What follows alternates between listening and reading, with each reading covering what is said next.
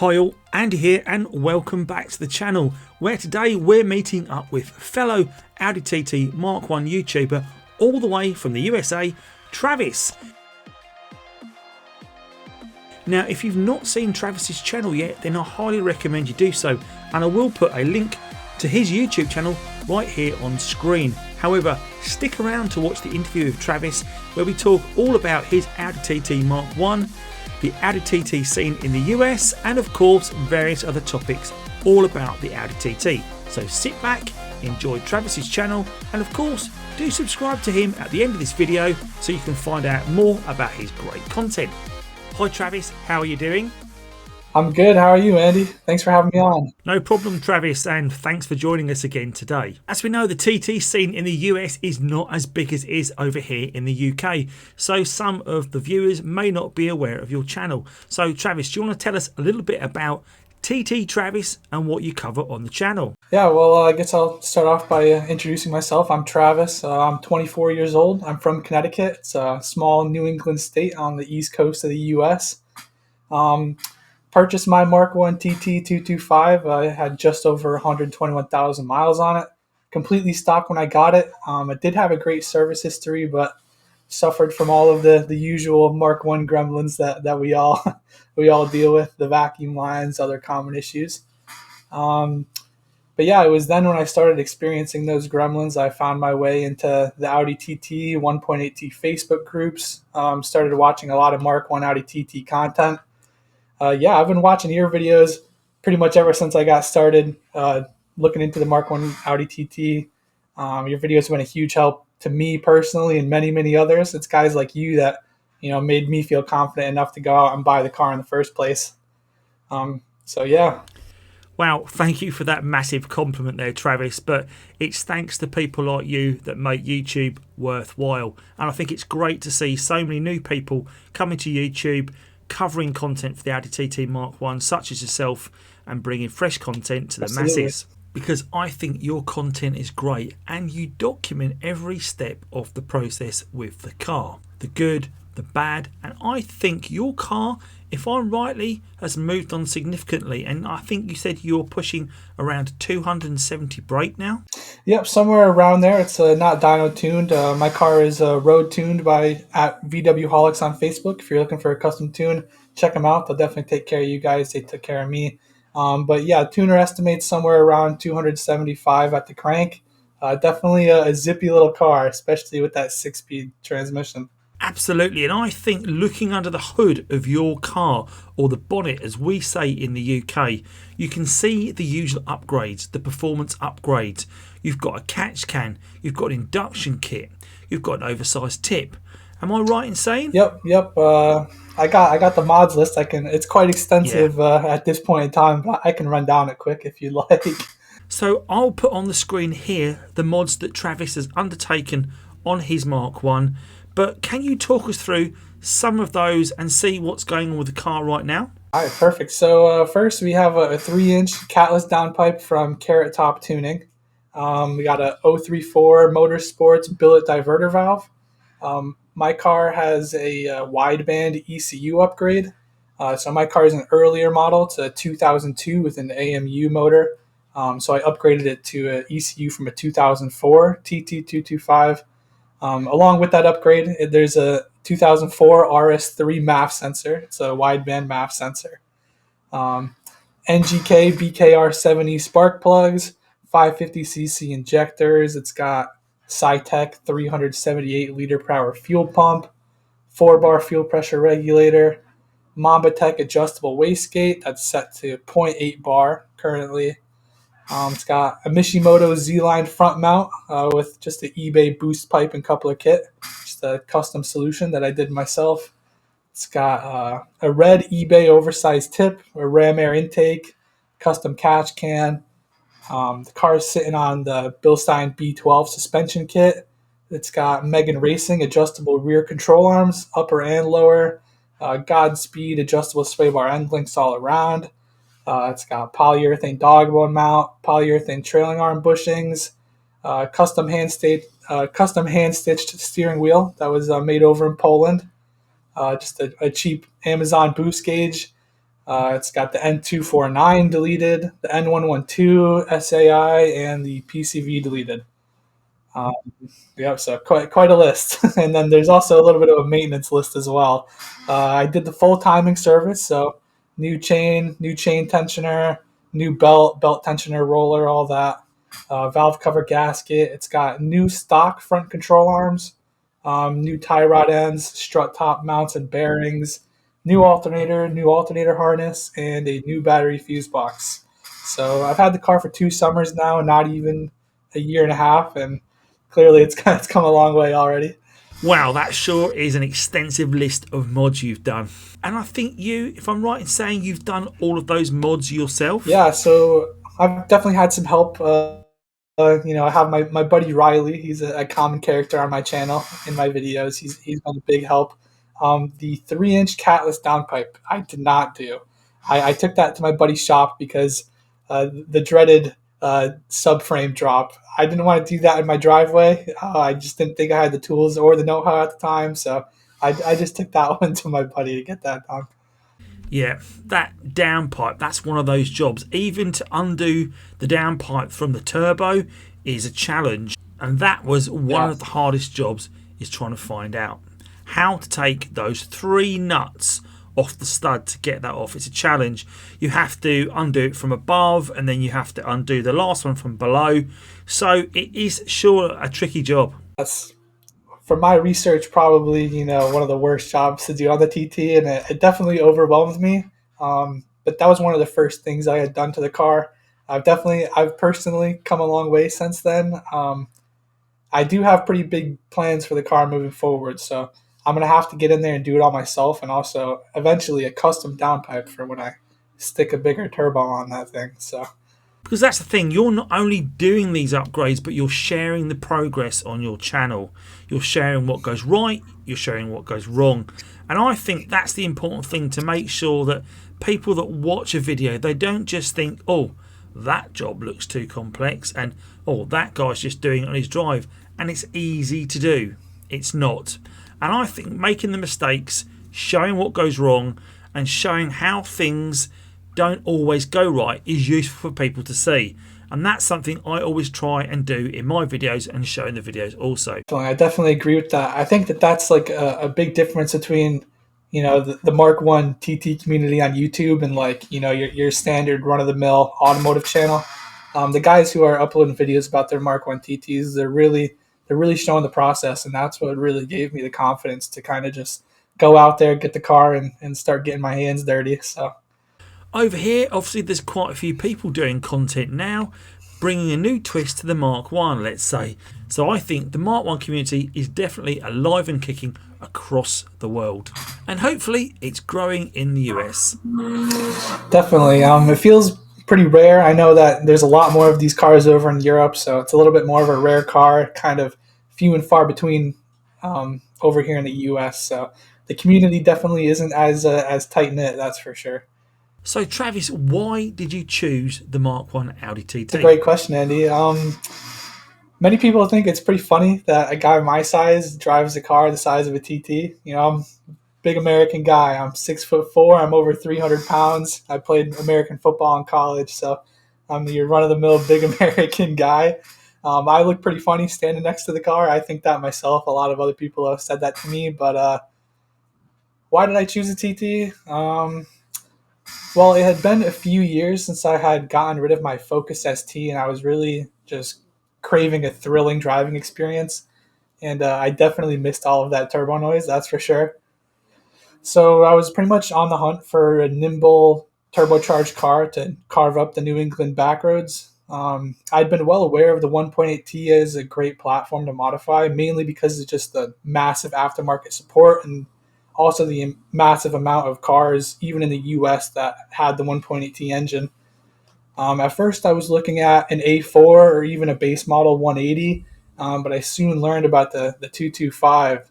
Small and nimble, all-wheel drive 6-speed coupe with the high output 1.8T paired with a KO4. It just seemed like the perfect platform for me. So after some research, I also learned that the stock 6-speed O2M was capable of holding over 400 horsepower, and a built 1.8T would easily do that. So the car just kind of seemed like it was a really good platform for what I was looking to do with the car. I spent a few weeks browsing Facebook Marketplace. I test drove a few in my area.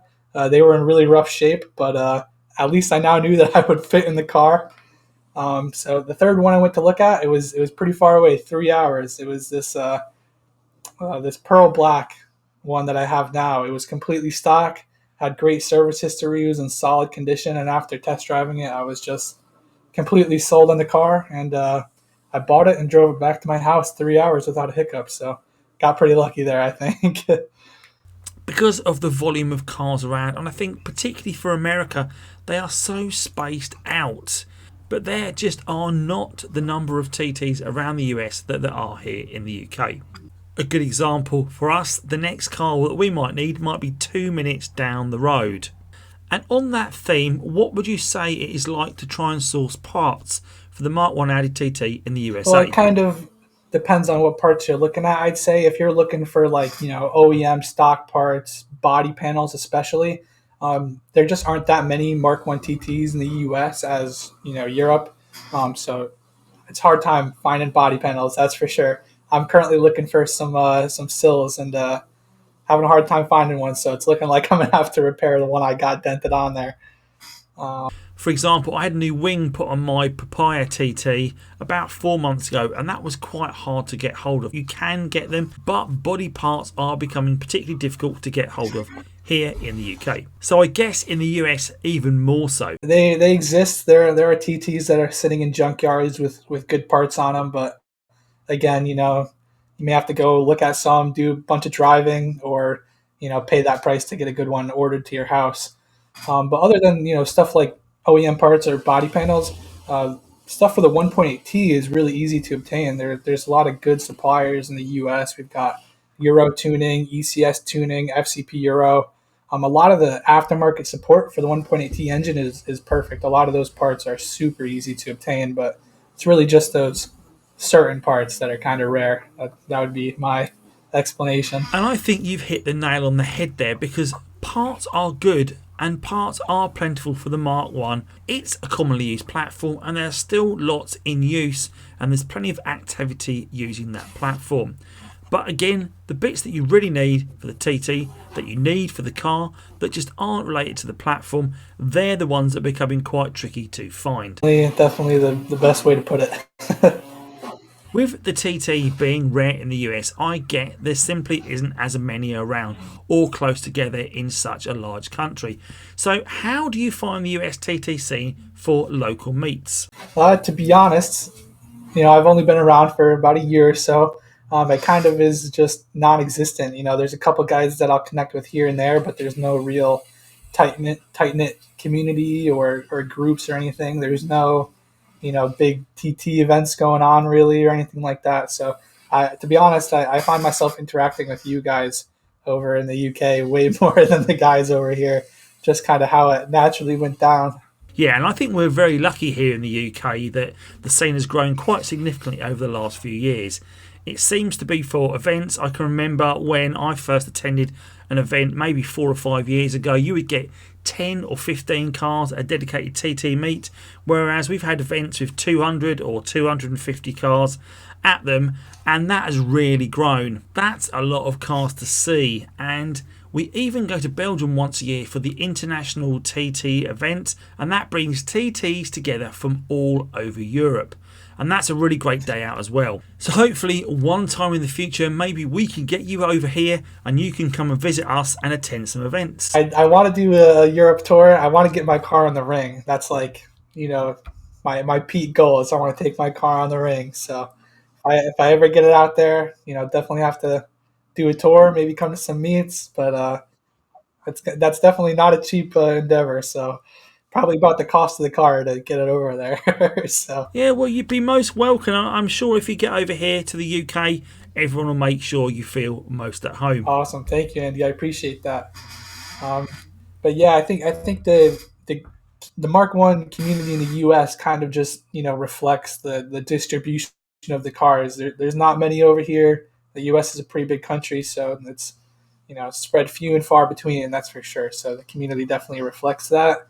But on the other hand, my car is, a lot more rare. A 225 in the UK, I mean, it's a cool car, but over here it's like a lot more rare and definitely more of a little bit has some collector hype in the US as opposed to the UK, and the price also reflects that as well, actually.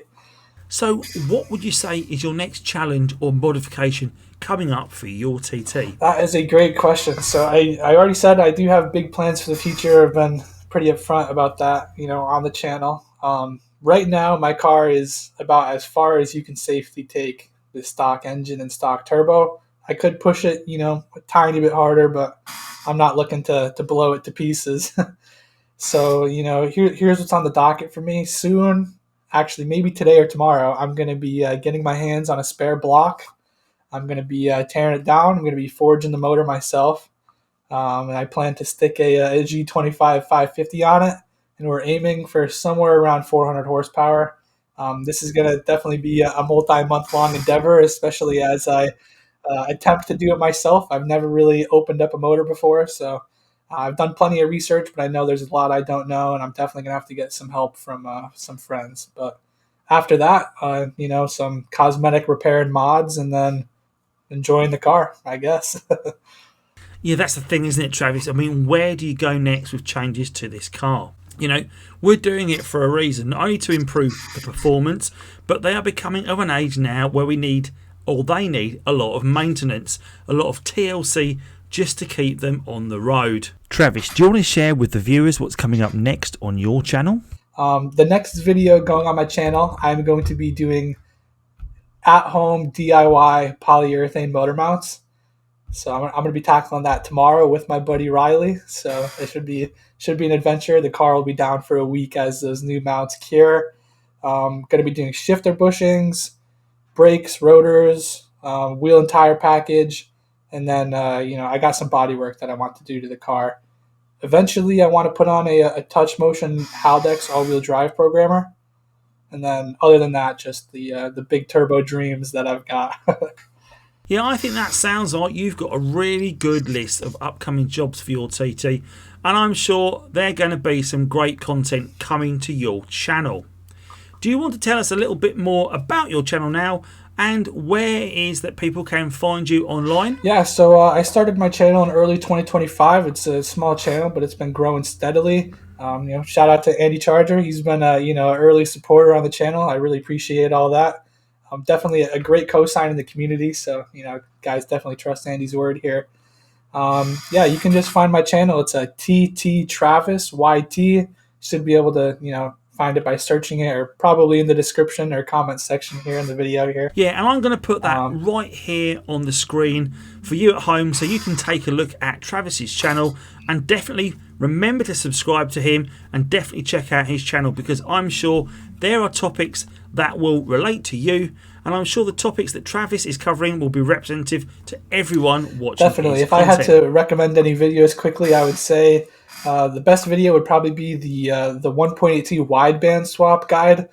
There's only maybe 2 or 3 other videos on YouTube. I thought I did a pretty good job documenting the whole process.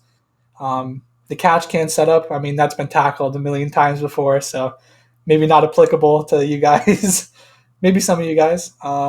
That wideband video, again, I only know of 2 that are on YouTube, and bizarrely, both of them have been covered by TT YouTubers in the US, yourself and of course Hunter. Yeah, Hunter Direction.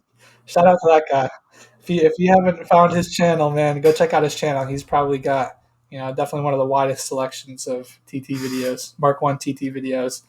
Guys like Andycharger, BWS TT, Parrot Bros, Hunter Direction. I'm sure I'm forgetting a bunch more. There's a lot of guys, a lot of content out there, and it's been a massive help for me getting started.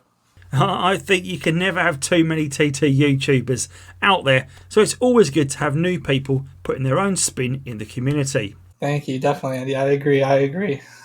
There was one other topic. It would just be on the U.S. versus Europe rarity and pricing. And I did a little bit of research. I got some numbers to share. So the Mark 1 Audi TT had a total production run of 265,000 units between all models worldwide. Every single one manufactured in Hungary. Although there isn't necessarily an accurate breakdown of the numbers, we do have some pretty good estimates. Only about 50,000 units were sold in the U.S., so that's 19%. 1/5 of all Mark 1s made it to the U.S., so the vast majority of these cars lived their life over in Europe. Now the TT225, the USA saw 5,000, so we managed to capture a third of the 225s, so we'll take that W.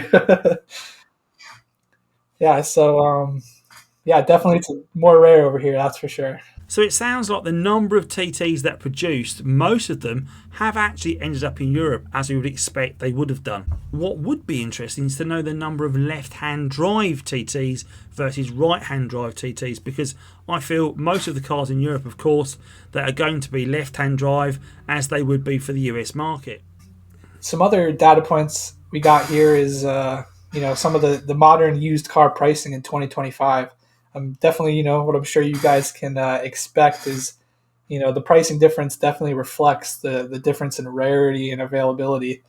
In Europe, you could expect, a little bit lower prices and wider availability. According to ChatGPT, so don't crucify me here if the numbers are wrong. You can get your hands on a 225 for somewhere between like 3,000 and 4,000 pounds for a decent, clean example. Would you say that's a relatively accurate, Andy? Yeah, I mean, there are a lot of factors that go into pricing. Definitely. I've got the black 225 car. I bought that as a project car and I paid £300 for that. Now, Wow. That didn't run. That engine never ran before I even owned it. So it always needed work. And we've now got the engine out of the car. And of course, we're going to strip the engine down and find out what's happened to it with the cam belt failing on the car. Hopefully, it's just a couple of bent valves, but we'll see when we get the head apart and see what's going on. But a car that's running, you could probably pick one up for as low as £800. Wow. I expect for a 225. Yeah. But for a good quality one that may be a low mileage car, and we're talking low mileage, sub 50,000 mile mark on these cars, you might pay £5,000 or £6,000 for that car for a 225. So if you need to do some of the mods to these cars or the maintenance you need to do, such as the timing chain, that job in the UK will cost you around £2,500 just for that timing chain job. Yeah, well, the conversion between pounds and US dollars isn't, exact, but you would expect to pay, if you were to take it to an Audi dealership, you'd probably pay at least $2,500 for a full timing service as well. So I've got, a couple good friends and I sourced all the parts myself. So I paid $500 for that job, but I did have to buy all the parts myself, which is well over $500. Now, the 3.2, that seems to have held its money better. And I think that's because the parts availability for that car, things such as the front bumper, are quite unique. And there are not as many around as the 225. So the bumper itself over here will sell for between £500 and £600. But in Europe, you'll be looking to pay around €1,500 for that same bumper. Not only have we spoken about the 225, but we also have the Quattro Sport in the UK. I do know that some differences is the Quattro Sport, there's 0 of them in the US, unless maybe there's a handful that were imported. I'm sure those are top dollar, very rare cars if they are here in the US. And there's also no manual 3.2s. Every single one in the US came with a DSG. So some little differences for you guys. Yeah, absolutely. That's a really interesting fact, that one. And of course, the rare colours are a big factor as well. In the UK, there are rare colours such as papaya. So what would you say is the most rare colour TT in the US? One that you haven't seen?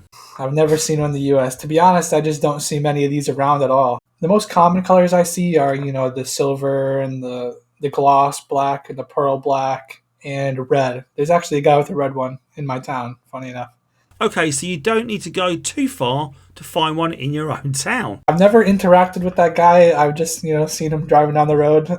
Maybe he's not even from my town, but, just the area. But there's a few out here, but few and far between, that's for sure. Okay. Well, if that guy is watching this video right now and you are in Travis's town in Connecticut, then please do give him a wave next time you see him around the town. I have some interesting data points here about some of the stuff in the US here. For a TT225, the supply was much lower, and the enthusiast appeal seems to be going up, and it's definitely turning over into the classic car range. If you're to get a good 225, pretty low miles, in good shape, you're looking to pay pretty much at least $6,000. And I'll be upfront. I paid $6,000 exactly for my 2002 AMU with 121,000 miles. It was by far the best one I could find. So it's expensive, but I was happy to pay the price because it was the car I wanted. So Absolutely. And have you looked at importing any parts or anything you need for the car from the UK to the US? I have, and it is not cheap. I do have some imported parts on the car, nothing like big stuff like body panels. Some of the OEM parts are just imported to the US from the factory, like my stock front control arms. Those are an OEM replacement, and they were not cheap because they were an imported part. I have my Sytec fuel pump that was imported from the UK. I'm sure a few other parts as well, but I assume as time goes on and parts become more and more rare, that's what I'm in for in my future. Oh, and also my steering wheel that came from Poland. Well, I want to thank you personally, Travis, this afternoon, because it's been great to catch up with you and meet you and hear all about the car and what you've got coming up for it in the future. And of course, what's going on in the US TT scene. Thank you, definitely, Andy. I agree. So thanks for joining us, and we'll see you again very soon. Awesome. Thanks for having me on again, Andy. I really appreciate it. I appreciate the opportunity to get out in front of new viewers. Definitely first big awesome opportunity I've had on the channel, so thank you again for your support. I appreciate it, and hopefully I'll see you guys in the future here.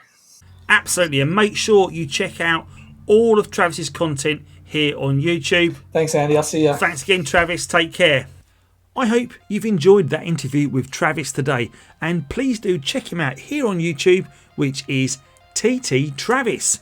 If you've not checked him out, make sure you go and subscribe because he has some great content on the Audi TT Mark 1. If you enjoyed today's content, then please do give this video a thumbs up, and also check out my channel where you'll find a whole host of content on the Audi TT Mark 1. As always, thanks for watching and see you soon. Take care, and it's great to know that the Audi TT Mark 1 community here on YouTube lives on.